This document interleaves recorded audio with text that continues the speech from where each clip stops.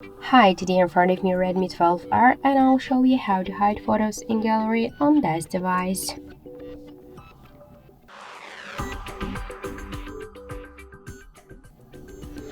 So first we should open the gallery app and just, for example, let's select these two photos to hide them.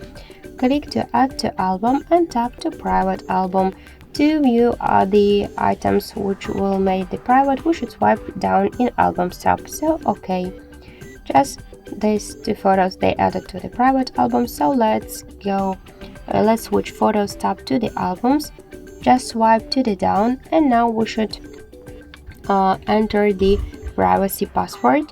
You could log in your Xiaomi account, but you could just do it by your own way without the login.